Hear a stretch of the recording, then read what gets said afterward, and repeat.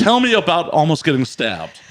Okay, so this is such a this is like so indicative of most open mic comedy, okay? For people who just don't understand, like... Wait a minute. You almost got stabbed by an open micer? That would have been the worst way to go ever. I almost got stabbed by someone attending an open mic. Even worse, okay?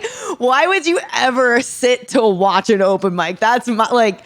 People just don't understand that they're rehearsal for bad comedians. Even the good ones that go usually bomb because we're trying new shit. I generally think that anyone who's going to an open mic is just trying to get a pity fuck. Like, oh yeah, these people's self-esteem is so low, they'll put out. Yeah, I mean, that's true, you know. But so what happened was I went to Phoenix, Arizona, and one of my best friends lives there. They've actually got they have 4 or 5 like professional, good comedy clubs in town. So there's a lot of comedians, but yeah, there's a ton of, just local shows too.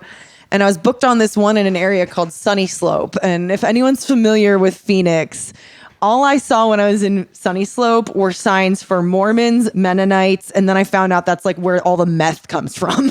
So it's like it's the triple M, right? Woo! Yeah, great time, Sunny Slope, and people in Phoenix would be like, "Oh fuck you, you went to Sunny Slope." So I pull up in this dive bar, right? And I'm booked on a show at this dive bar. And it was fine. Like I did but it's a gross low ceiling, no window, dark inside dive bar, not a paid show.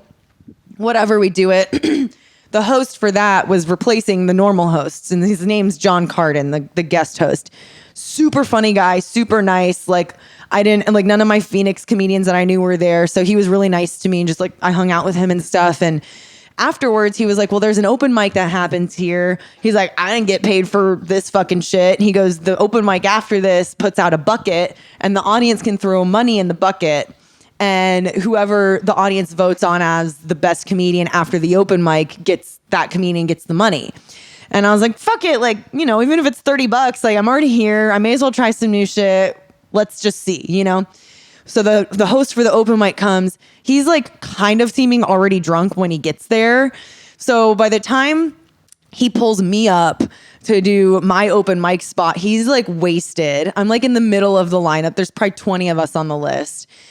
And he brings me up and I'm wearing like a dress. It was kind of tight. And he was like, he goes, I don't even know how to bring this next comedian up without getting me too'd. So Allison Wojtowecz, everyone.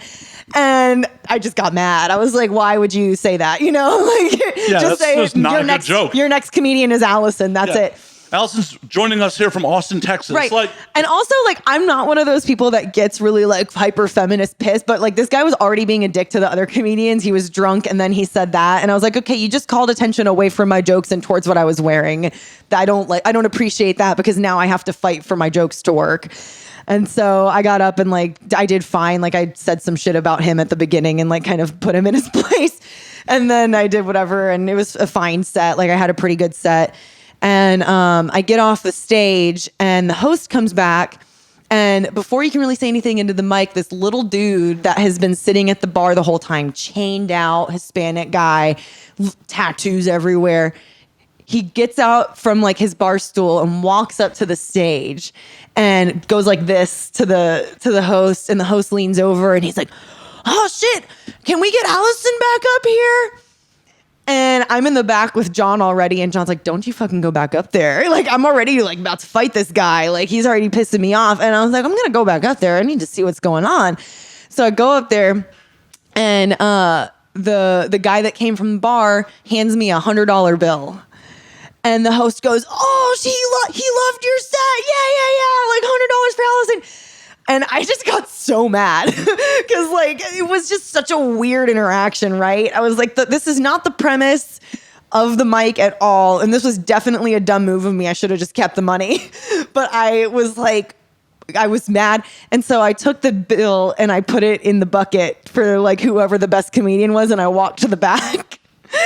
And John goes, "Did you just put that money in the bucket?" And I was like, "Yeah, I did." So the bucket's at $150 now for whoever wins. So people are comedians are "Oh shit, this is real money. I need to win."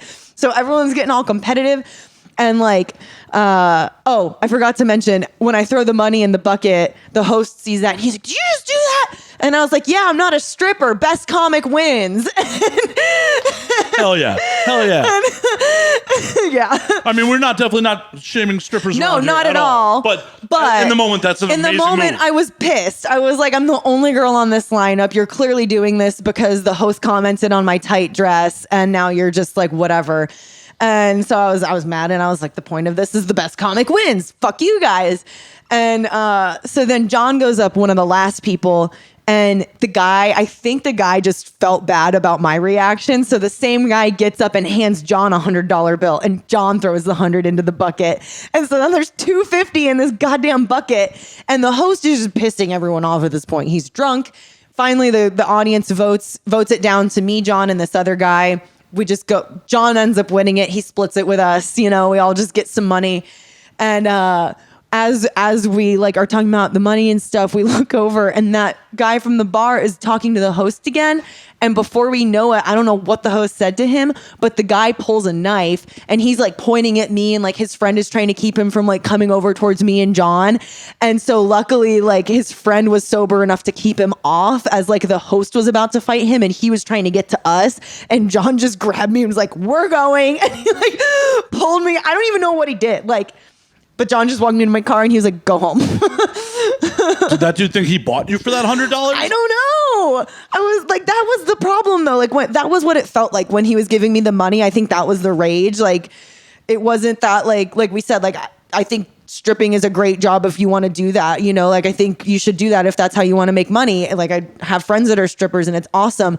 But like the feeling was that he felt like he was like, oh, she's going to owe me once I give this to her, and that felt really sleazy. And so he was just like clearly pissed.